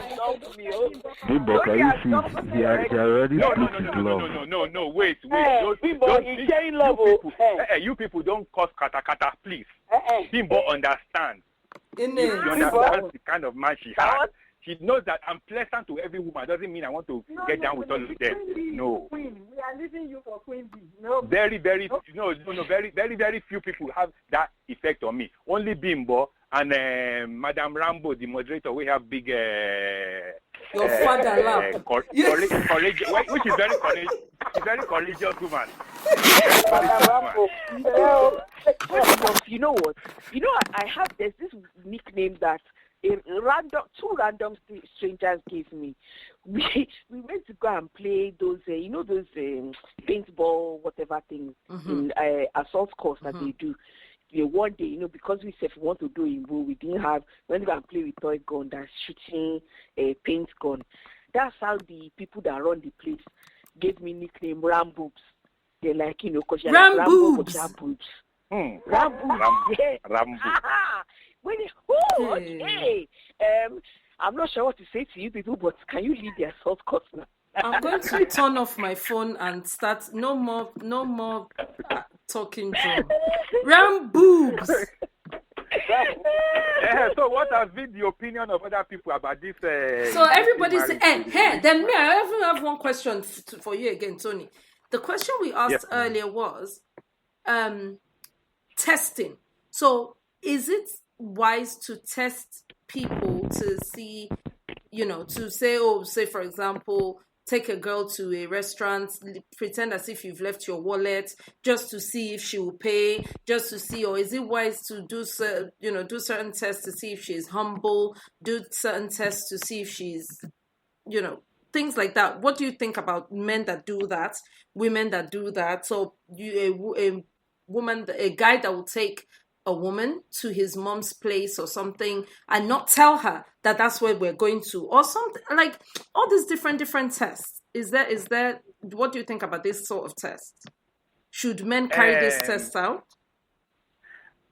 They can carry it out too. They can carry it out. But the only thing is they will not get the true result. Because on the first date, nobody is truthful to themselves. So don't let's deceive ourselves. Because of what we want to get, we will pretend to be the nicest person in the whole world. If you like, surprise me by taking me to your mother or your grandmother in the village. I will go there and sit down like a good boy. Because of the meat we I won't chop. It is when I don't chop the meat now, you don't move into the house. Then you will see the true. You know who I am. Human. Yes, so all those tests. I go to restaurants. I left my wallet. I want to test the girl. Of course, if the girl wants something to end up married, yes. Of course, she wants to marry. She will pretend that, oh, don't worry, baby, I got this. Now, when she enter house, when you take her out and you say you don't have money for soup for the month, then you go see the devil will appear in 3D. They will tell you, which kind of useless man are you? Is this what your mate? You can't even.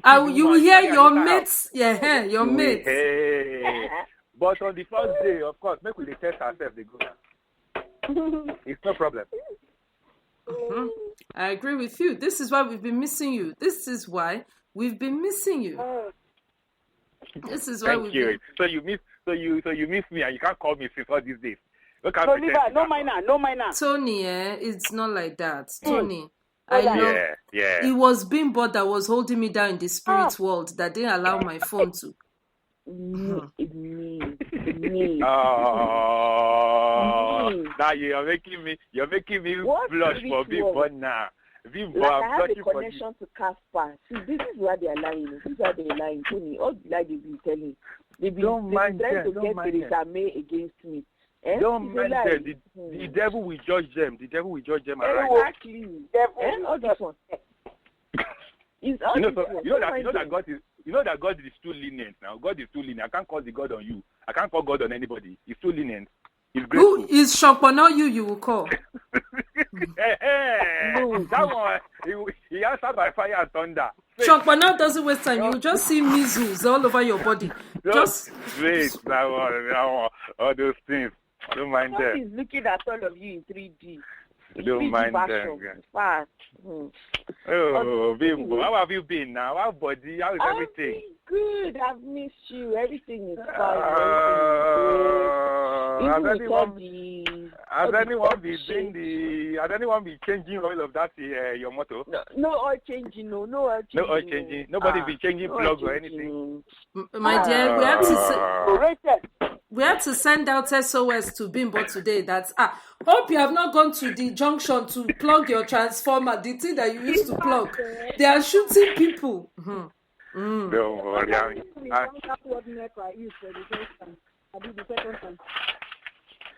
God, what is that? Okay, but just use by grace of God. Mr. Dolako, how have you been? I'm fine though. Now that you've decided to acknowledge my presence, I'm fine. I'm just applying the grace of God on you. That's nothing else. Obviously, our appeal to Home Office worked, so they brought you back to release him. I've been very busy with this Brexit rubbish, Charlie. Don't mind. Are you in the House of Parliament? They don't want us to go, but we will go. We will go. Going. We're not going anywhere. We are going. Not going anywhere. We are living there. That being said, Europe. So the Europe as a whole, the Europe. So, ladies and gentlemen, I think we've come to the end of today's program. Next week, sorry, go ahead, Tony. You're about to say, not even Tony, Dolapo. You're about to say. Oh, Rachel, just one quick comment. I think earlier, who said love on the scale of things has gone down. Love is still very much important in all these things because even as a couple, there are days that you will probably want to you can't stand each other at all. It's still that love that holds you because I'm not gonna lie to you, there are days that me and my wife just basically can't even stand each other. But it's the love that will make me still go and look at our car and say, okay, fine. I do almost every day to check and make sure everything is fine. Do I need to go fill up the Oops, I think we just lost Dolapo. Yeah, his line just cut off. Hey, Tony Ibo Win Shabi, where are you from, sir? I called them, they answered me one time. Great. As in the line just caught. No line that he has been using since. That nothing happened to the... When he's talking love will go shop. Please let me just cover my own phone with the blood of Jesus. That being said, so next, but I think what he was trying to say was talking about love. Anyway, but he's back. He's back. Tony is back. Yo, is he back? Yes. Okay. Dolapo is back. Yes, I'm back. I'm back. Obviously, this must be Tony's doing. No, it's Tony's doing. This is exactly what we said. I mean, what was I saying, basically? I just said they should hold you for 2 seconds. Just 2 seconds, they should hold you. That's what I told them. Well, I'm not in Trump's America, so I have nothing to fear. No, that's the best president ever. Don't even say that thing at all. So if Tony was here the whole time we were discussing Trump, hey God. Please don't bring up that name. No, we're not doing it.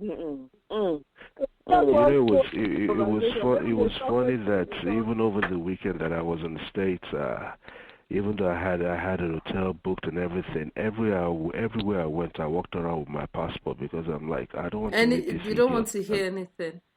You don't want to hear any problem at all.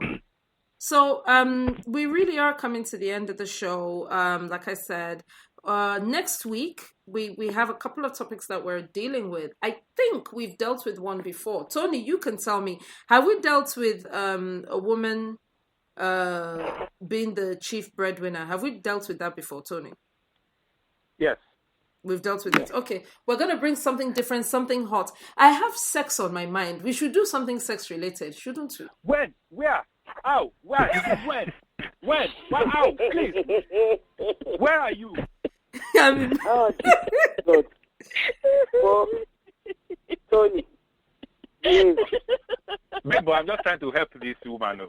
I can understand. You're a good friend, Tony. Very good friend. helping out. Hey, see the way he shouted. Where are you? Hey, I can't even talk. I'm so speechless.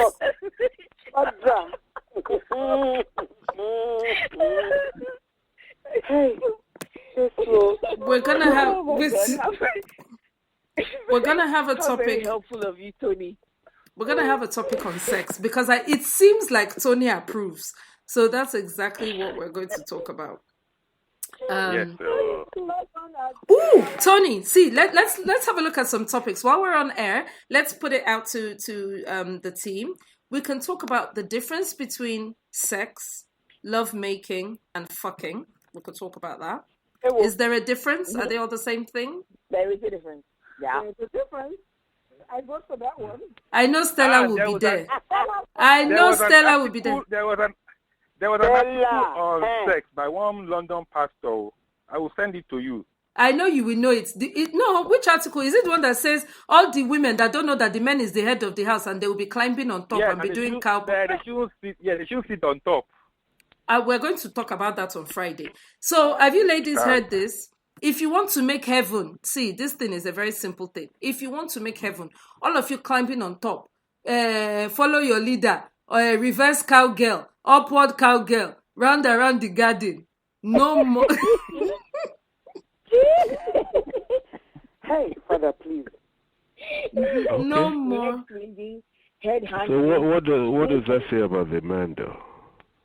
Don't That mind he's the man, trying to guys. help Don't you mind to the get to heaven, no? So how does he know all these styles? He saw it in a vision. The fact that God told him, God is telling him about sex, about position of sex. Stupid man. That God is not told telling him him. to get rich. All those ones riding on top, that's okay. Let me continue to be submissive, I will. No, they say if you let her ride on top, that's when the two of you are going to hell. Don't you understand? Now we'll continue to ride there. You'll be riding in hell right. while fire is burning you. Elomi Bajesha.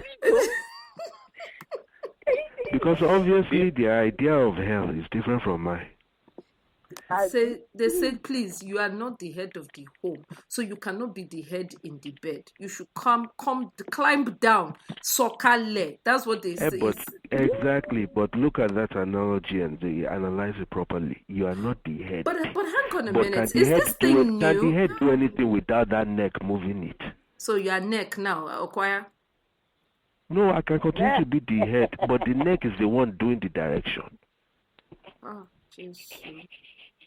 Take Jesus now. Can't you just accept Jesus? My Bimbo, please don't listen to all of them. Ride me anyhow. He's not lying. I don't believe any of them. I don't believe any of them. Bimbo, but you disappoint me, Shao. They're trying to destroy my horse riding, my bull riding ways. Everything, right anyhow. Tie me down, Seth. Tie me down. This one that you saying that they should ride. I don't even know. Are you Arabian fire horse or are you Christ yourself? I don't know. All of the above. All of the above. As long as someone is riding it. Rachel.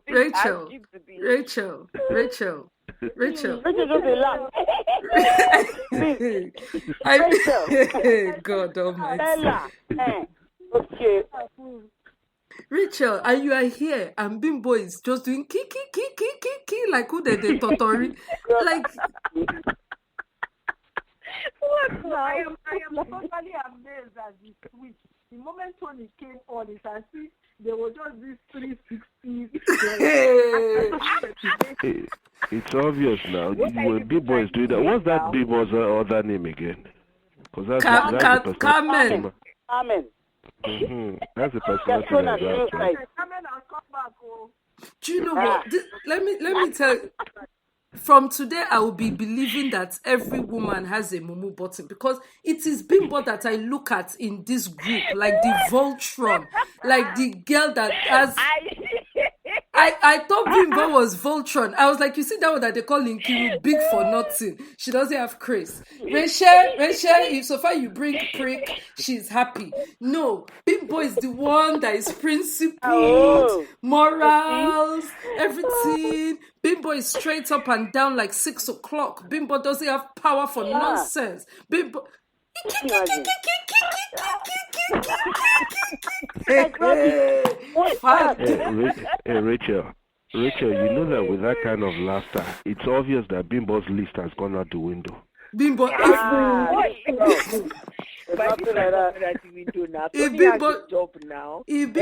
Tony just carried stone and put on top of Bimbo's mumu button and walked away, and he now came back and removed. I said, I can't believe what I'm hearing with you. If this was in Kiruka making kiki, I would say you see that in Kiruka, In Kiruka, it's just big for nothing. One single sense she doesn't have. You see yourself? I didn't know. Why are you just doing shit? Bimbo, what's vexing you? What is vexing you people? All this jealousiness. I don't even understand it. Don't mind them. Don't mind them, I wish people can see my mouth here. My boo boo. Is that a boo boo? Oh God. My boo boo. I have told everyone in the village about you. Don't worry. I'm going to end this show. I need to end this show. This is the worst. My boo boo. Hey boo. Yeah, boo. Wow. Dolakpo, have you ever heard anything like this in your life? Dolakpo, tell me the truth. No, she's just totally out of control right now. This is jazz. I mean, what I want to say might even be a little bit too raw. I'm just biting my tongue like. This is jazz. Say it now, yeah, say it. One turbo, and you want to say it now. It's clear. I mean, it's like, Bimbo, please forgive me if I'm a little bit too forward. It's almost like you're dripping here. Bimbo is making like a cricket. No, I'm not. Then they now say boo boo. Bimbo started blushing. Bimbo, you boo boo. Bimbo, boo boo. Hey. You're so the all the village people about me. Left us enjoy. Exactly. Don't be try entering our between. Wow. The moral of this story is this is what happened to Toke. I said Toke. Tiwa, don't get between husband and wife because they will still make up. Look at these two people now. It is two people just like that. Tony, today I carry yash for you. Today is the day that I carry. Excuse me. Thank you very much, Richard. You said that they're even jealous in the yash I'm carrying in praise. Oh my Jesus. Oh my God. That being said, ladies and gentlemen, I think we're going to give Bimbo some time to pour some cold water on herself to just calm down a little bit. I don't know if it's Tony that will pour the cold water on Boo Boo. I don't know. Please, let's end the show. Let's come and be going because I can't cope. Friday, ladies and gentlemen, 7 p.m. We're going to be on the Aproko Hour. We're also going to talk about this pastor who says, no more women on top if you people want to make heaven. We're going to talk about, I don't know, they said Davido has done something again. Only God knows what that one has gone to do. We're definitely going to have Talking Drum. We are back and we're going to stay back. We're going to have Talking Drum next week. I promise it will be a sex topic. It's going to be difference between love making, sex, and fucking. Or we're going to talk about cheating, why men cheat, why women cheat, that sort of thing. It's going to be sex. I think it's going to be sex. Or maybe we've done masturbation, so maybe pornography. Ooh, oral sex. Ooh, the big O. Orgasm of life. Have you talked about Apostle Suleiman? We judged him last Friday. But are you coming on? Will you join us on Friday? We can talk about him on Friday. Tony, will you have finished with Bimbo by Friday? I don't think so. You know that I have to catch up from since last year. I have to catch up since last 1 hour while you are drinking the Lucozade. 1 hour. We can't guarantee that. Won't you people take a small break? Hey, Oh my God. Why? Why my would we do that? boo-boo is inside. My boo-boo is inside. Let my boo-boo. Why would we do that? Hey, Father Lord. Inkiruka.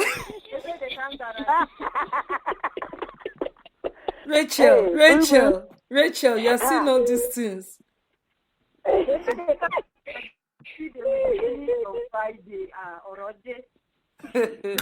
Please, everybody, say good night one by one. Let's Boo Boo and Baba come and be going because Dolakpo starts us off with a good night. Dolakpo's good nights are always very rich and lovely, Jerry. With what Bibo has done today, in fact, I'm totally blank today. All right. Good night, ladies. It's been nice hearing you guys, your voices all over. It's been a while. I'm glad we're back on the air. So I'll see you on Friday. This is the first time Dolakpo doesn't even know what to say. Everybody's tired. Hey, Boo Boo, Baba. Kiri, Rachel, everyone say good night. Good night, everyone. Have a great rest of the week. Boo Boo and Boo. Boo Boo, say good night. Good night. All right, so everybody, I'll speak to you later. Boo Boo, come and open the door for me, please. Come and open the door. Yes, I'm coming. Even the way she said, I'm coming.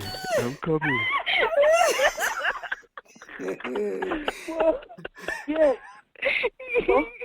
Come on, be going, two of you. I go. I can't code. Hey. It don't do.